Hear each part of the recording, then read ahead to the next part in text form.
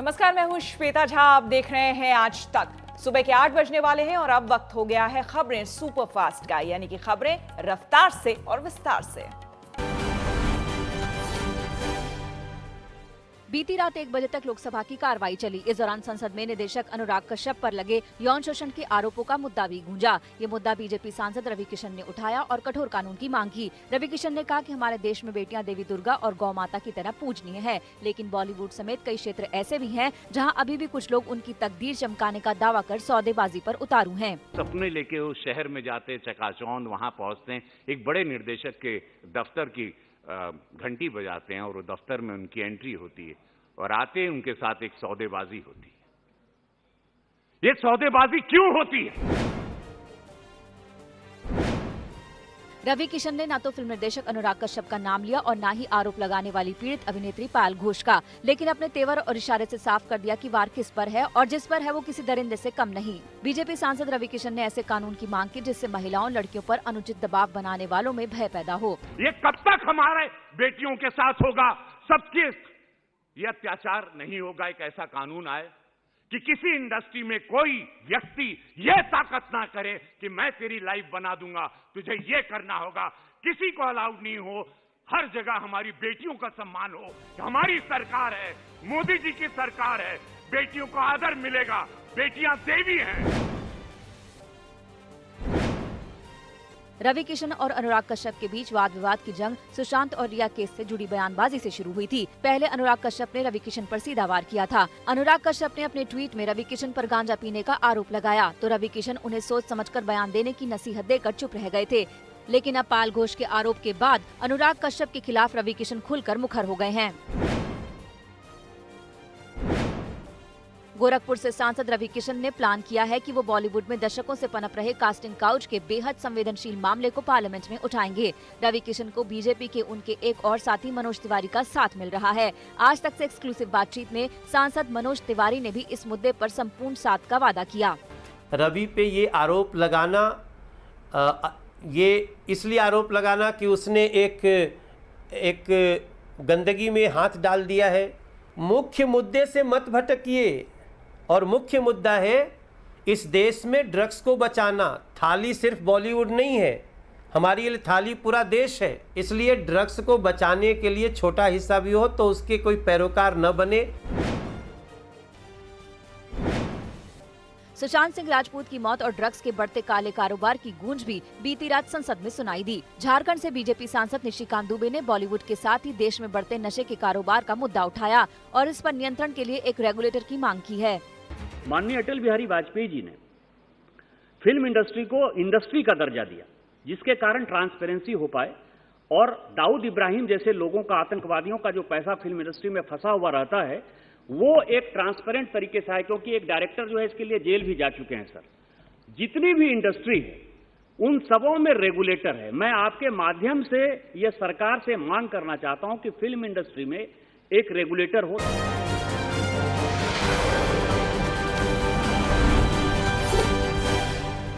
Casting couch के आरोपों में घिरे अनुराग कश्यप की मुश्किलें बढ़ती नजर आ रही हैं। अनुराग पर यौन शोषण के आरोप लगाने वाली पायल घोष आज ओसीवारा पुलिस स्टेशन में अनुराग के खिलाफ शिकायत दर्ज कराने जा रही हैं। पायल का केस वकील नितिन सातपुते देख रहे हैं। सातपुते ने ही नाना पाटेकर वाले केस में तनुश्री दत्ता की ओर से केस लड़ा था। पायल घोष ने अनुराग कश्यप पर कई संगीन आरोप लगाए हैं। पायल का कहना है कि अनुराग ने फिल्म बॉम्बे वेलवेट में काम देने के एवज में जिस्मानी ताल्लुकात बनाने का ऑफर दिया, साथ ही कई और हीरोइनों के साथ संबंध होने का जिक्र किया। उन्होंने ये भी बताया कि मैंने मेरे साथ बहुत सारे लड़कियों का संबंध रह चुका है, 200 से भी ज़्यादा, और वो बहुत प्राउडली ये बोल रहे थे। अनुराग कश्यप ने पायल के आरोपों को बेबुनियाद बताया और मामले में कुछ हीरोइनों का नाम खींचने को लेकर भी सवाल खड़े किए। अनुराग कश्यप ने कहा कि यह उनको चुप कराने के लिए झूठ बोला जा रहा है। पायल घोष के समर्थन में अब कंगना रनौत भी उतर आईं। कंगना ने अनुराग कश्यप को गिरफ्तार करने की मांग की। वहीं अनुराग कश्यप पर संगीन आरोप भी लगाए हैं। इतना ही नहीं, अब कंगना ने बॉलीवुड में कास्टिंग काउच को लेकर भी हमला किया और खुद को भी इसका शिकार बताया। अनुराग कश्यप के बचाव में उनकी पूर्व पत्नी आरती बजाज भी आ गई हैं। आरती का कहना है कि अनुराग पर इस तरह के आरोपों पर हंसी आती है। साथ ही तापसी पन्नू और डायरेक्टर अनुभव सिन्हा ने भी अनुराग का बचाव किया। सुशांत केस में सीबीआई और एम्स के डॉक्टरों के बीच होने वाली मीटिंग टल गई है। अब ये बैठक आगामी मंगलवार को होना संभव है। एम्स के डॉक्टर की टीम अनुराग और इस विस्रा रिपोर्ट के सामने आने के बाद मौत की सटीक वजह सामने आ सकती है।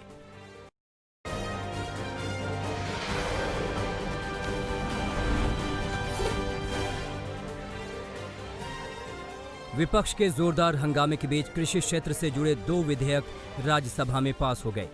राज्यसभा में कृषि विधेयक ध्वनि मत से पास किए गए। प्रधानमंत्री नरेंद्र मोदी ने विधेयक के पारित होने के बाद ट्वीट कर किसानों को बधाई दी और कहा कि किसानों को बिचौलियों से अब आज़ादी मिल गई है। पीएम मोदी ने कहा कि भारत के कृषि इतिहास में आज एक ऐतिहासिक दिन है।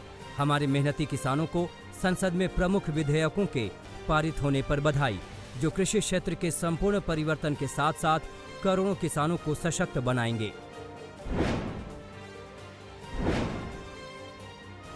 बिल पास होने के पहले विपक्षी सांसदों ने सदन में जमकर नारेबाजी की। टीएमसी सांसद डेरेक ओ ब्रायन ने उपसभापति के आसन के पास पहुंचकर रूल बुक फाड़ दिया और आरोप लगाया कि सदन की कार्यवाही नियमों के खिलाफ हुई है। हंगामा करते हुए विपक्षी सदस्य सदन की वेल में पहुंच गए और उपसभापति की माइक छीनने की कोशिश की। विपक्षी पार्टी के सांसदों की मांग थी कि आगे की चर्चा के लिए विधेयकों को सेलेक्ट कमेटी के पास भेजा जाए। वहीं सरकार ने जोर दिया कि ये बिल ऐतिहासिक है और किसानों के जीवन में बदलाव लाएंगे। मोदी सरकार के 6 कैबिनेट मंत्रियों ने कृषि बिल के पास होने पर खुशी जताई।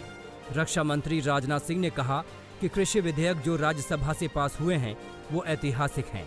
किसानों को इसके जरिए वो आज़ादी मिलेगी जिसके वो हकदार हैं। इसके अलावा मुख्य रूप से उन्होंने विपक्ष के हंगामे के ऊपर चर्चा की और इस कृत्य की निंदा की। राजनाथ सिंह ने कहा कि सरकार ने कभी भी किसानों के अहित की बात नहीं सोची है और सरकार हमेशा उनके भले के लिए कार्य करने के लिए प्रतिबद्ध है। उन्होंने कहा कि मैं भी किसान हूं और जानता हूं कि सरकार कभी किसानों के भले के विरुद्ध नहीं जाएगी। कांग्रेस के पूर्व अध्यक्ष राहुल गांधी ने ट्वीट करके कृषि विधेयक को लेकर मोदी सरकार पर निशाना साधा है और एमएसपी की गारंटी पर सवाल उठाया है। राहुल गांधी ने कृषि विधेयक को काला कानून बताया है। उन्होंने ट्वीट में लिखा, मोदी सरकार के कृषि विरोधी काले कानून से किसानों को एपीएमसी किसान मार्केट खत्म होने पर एमएसपी कैसे मिलेगा? एमएसपी की गारंटी क्यों नहीं? मोदी जी किसानों को पूंजीपतियों का गुलाम बना रहे हैं, जिसे देश कभी सफल नहीं होने देगा। कृषि बिल के विरोध में कांग्रेस आज संसद का घेराव करेगी। कांग्रेस प्रवक्ता रणदीप सुरजेवाला ने कहा कि 2020 में फिर से आज़ादी की लड़ाई होगी। वहीं केंद्रीय मंत्री स्मृति ईरानी ने कांग्रेस के खिलाफ पलटवार किया। ईरानी ने कहा कि विपक्ष का विरोध किसानों के लिए नहीं बल्कि दलालों के लिए है।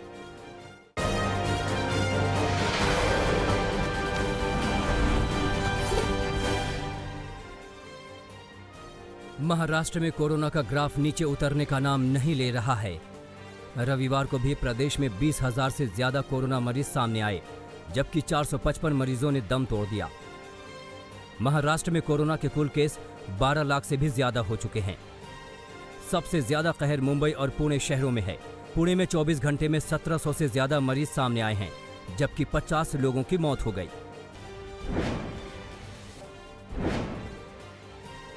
महाराष्ट्र के बाद दक्षिण भारत में कोरोना का कहर सबसे ज्यादा है।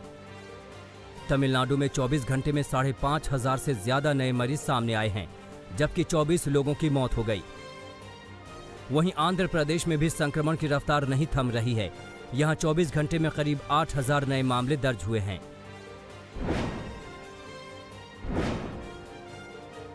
दिल्ली में भी कोरोना की दूसरी लहर बेहद परेशान करने वाली है। रोजाना नए मरीजों के आंकड़े पिछले सभी रिकॉर्ड तोड़ रहे हैं। रविवार को राजधानी में 3,800 से ज्यादा मरीज सामने आए। दिल्ली में कुल मौत का आंकड़ा 5,000 के करीब पहुंच गया है।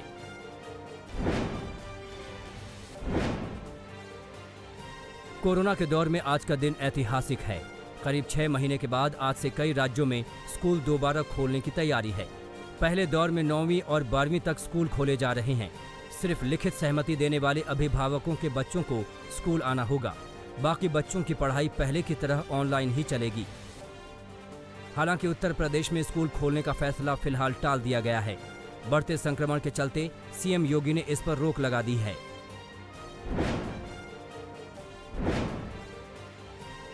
कोरोना संक्रमण को लेकर आईसीएमआर का देश भर में दूसरा सीरो सर्वे पूरा हो गया है। जल्द ही इस सर्वे के नतीजे सामने होंगे। इस बार का सर्वे राज्य, जिले, शहरी, ग्रामीण और कंटेनमेंट जोन के स्तर पर किया गया है।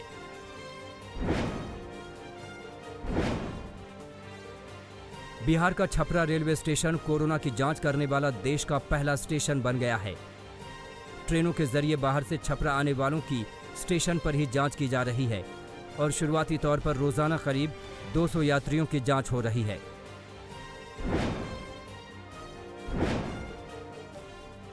मोतिहारी में कोरोना नियमों को तोड़कर ऑर्केस्ट्रा का आयोजन किया गया, जिसमें जमकर भीड़ उमड़ी। बढ़ते कोरोना संक्रमण के बीच लापरवाही की ये तस्वीर बेहद चिंताजनक है। कार्यक्रम में पहुंचे लोग एक दूसरे से दूरी के नियम को भी ताक पर रखते दिखे।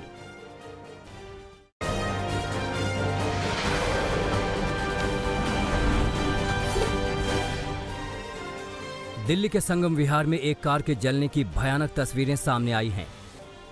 देखिए कैसे बीच चौराहे पर कार धू-धू कर जल रही है। कार जलने की सूचना पुलिस को किसी ने फोन पर दी थी। बताया जा रहा है कि कार में आग लगने की वजह शॉर्ट सर्किट हो सकती है।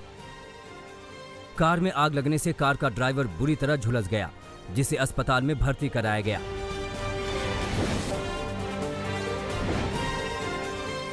महाराष्ट्र के अमरावती में सरकारी गोदाम से लाखों रुपए की अरहर चुराने वाले 11 आरोपियों को पुलिस ने गिरफ्तार कर लिया है। बताया जा रहा है कि आरोपियों ने सरकारी गोदाम से 160 बोरी अरहर की दाल चुराई थी। आरोपियों ने ये दाल बाजार में बेची थी, मगर तफ्तीश कर रही पुलिस ने आरोपियों को खोज लिया। पुलिस ने 11 आरोपियों के पास से 4 बड़े वाहन जब्त किए हैं। अलीगढ़ में पुरानी रंजिश के चलते एक युवक की हत्या कर दी गई। बताया जा रहा है कि आरोपियों ने युवक को फोन करके बुलाया था। परिजनों का आरोप है कि युवक को बुलाकर कुछ लोगों ने पीटा और शव को खेत में फेंककर चले गए। मृतक के दोस्त की माने तो उसे फोन करके धमकी दी गई है कि उसे भी ऐसा ही मार के फेंक दिया जाएगा। परिजनों ने 8 लोगों के खिलाफ नामजद और 2 अज्ञात लोगों के खिलाफ केस दर्ज कराया है। यूपी के आजमगढ़ में युवक को पेड़ से बांधकर पिटाई करने का वीडियो सामने आया है। देखिए कैसे पेड़ से बांधकर युवक को पीटा जा रहा है। वीडियो वायरल हुआ तो पुलिस ने पड़ताल की। अब पुलिस मामले में कार्रवाई का भरोसा दे रही है।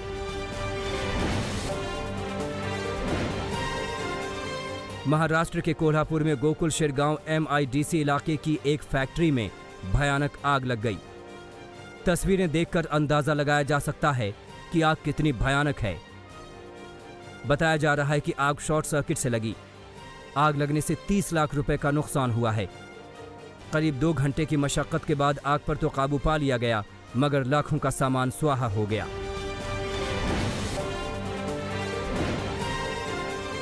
श्रीनगर के खनियार में बाबा डैम गुसिया अस्पताल में भयानक आग की तस्वीरें सामने आई हैं। देखिए किस कदर अस्पताल धू-धू कर जल रहा है। आग की लपटें देखकर अंदाजा लगाया जा सकता है कि आग कितनी भयानक है। ये आग कैसे लगी, इस बात की अभी जानकारी नहीं मिली है।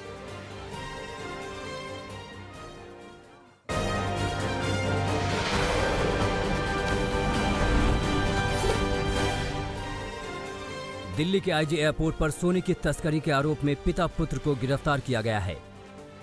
बताया जा रहा है कि पिता पुत्र दुबई से सोना लेकर आ रहे थे। कस्टम विभाग ने बताया कि सोने को आर्टिफिशियल ज्वेलरी के पाइप में छिपाया गया था। इन आरोपियों के पास से पुलिस को 1 किलो से ज्यादा सोना मिला है। जानकारी के मुताबिक पिता पुत्र इसके पहले भी 84 लाख के सोने की तस्करी कर चुके हैं।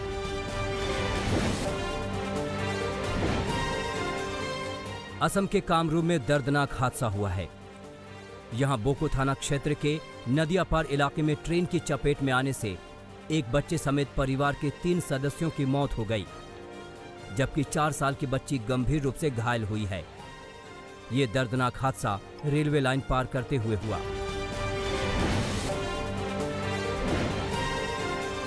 अमृतसर के फतेहगढ़ चूड़िया में अस्पताल के अंदर मरीज के परिजनों ने जमकर तोड़फोड़ की। बताया जा रहा है कि एक महिला के पेट में दर्द था, उसका इलाज कराने के लिए यहां लाया गया था, मगर इलाज के दौरान महिला की मौत हो गई। परिजनों का आरोप है कि अस्पताल की लापरवाही से महिला की जान गई। इसी के बाद परिजनों ने हंगामा किया। तोड़फोड़ और हंगामे के बाद पुलिस पहुंची और अब पुलिस मामले की तहकीकात में लग गई।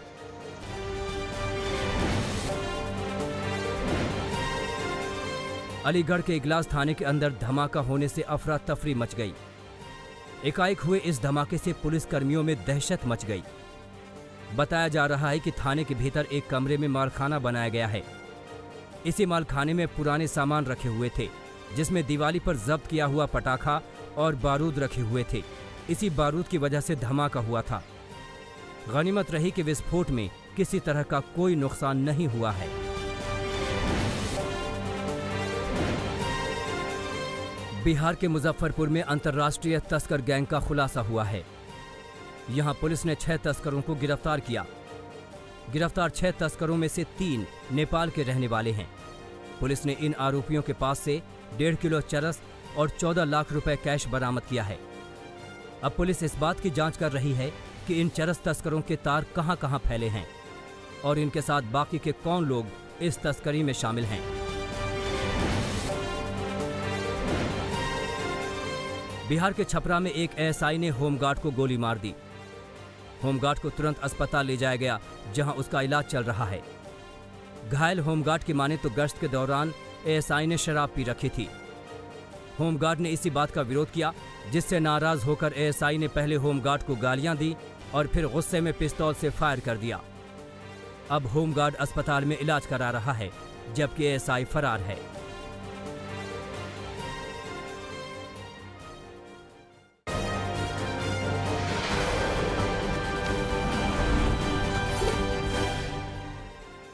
अमेरिकी राष्ट्रपति डोनाल्ड ट्रंप ने चीनी ऐप टिकटॉक के अमेरिका में संचालन को लेकर ओरेकल और वॉलमार्ट कंपनियों के बीच संभावित करार की घोषणा की है।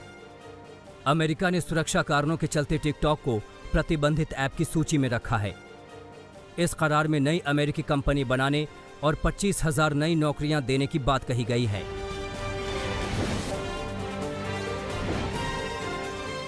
अमेरिका के राष्ट्रपति डोनाल्ड ट्रंप उच्चतम न्यायालय की न्यायाधीश रूथ बी गिन्सबर्ग के निधन के बाद खाली पद के लिए किसी महिला उम्मीदवार को नामित करेंगे।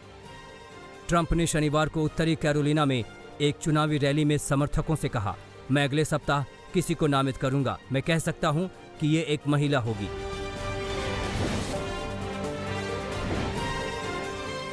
जापानी प्रधानमंत्री योशिहिदे सुगा की अक्टूबर में अमेरिकी विदेश मंत्री माइक पोम्पियो से मुलाकात हो सकती है। जापान में प्रधानमंत्री पद ग्रहण करने के बाद सुगा की ये पहली विदेश यात्रा होगी।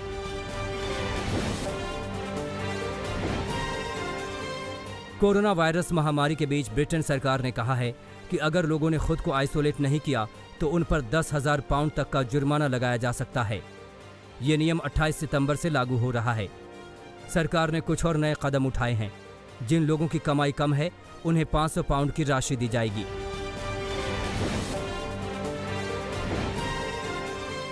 ऑस्ट्रेलिया में कोविड-19 से सबसे अधिक प्रभावित होने वाले विक्टोरिया स्टेट में नए मामलों की संख्या में कमी देखने को मिल रही है। 24 जून को 20 संक्रमितों की पुष्टि होने के बाद से शनिवार को यहां सबसे कम नए मामले सामने आए हैं।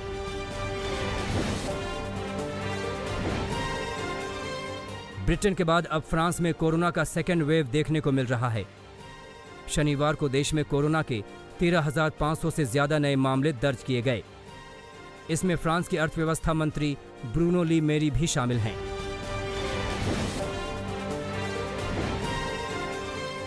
दुनिया भर में कोरोना वायरस का कहर जारी है। कोरोना संक्रमितों की संख्या 3 करोड़ 7 लाख से ज्यादा हो गई है, जबकि 9,57,000 से ज्यादा लोगों की मौत हो चुकी है।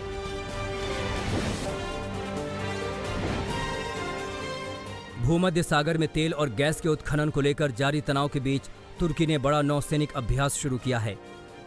तुर्की को डर सता रहा है कि फ्रांस के राफेल जेट पाने के बाद उसके दुश्मन नंबर 1 ग्रीस की हवाई ताकत कई गुना बढ़ जाएगी। जिससे सुरक्षा के लिए तुर्की की नौसेना ने समुद्र में जमकर रॉकेट दागे।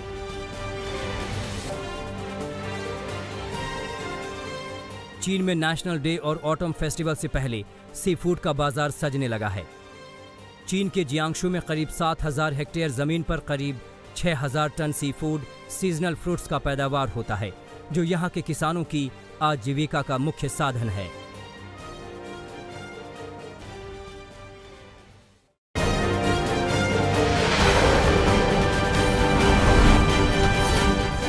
नमस्कार, मैं हूं अंजना ओम कश्यप। हमें उम्मीद है ये वीडियो आपको पसंद आया होगा।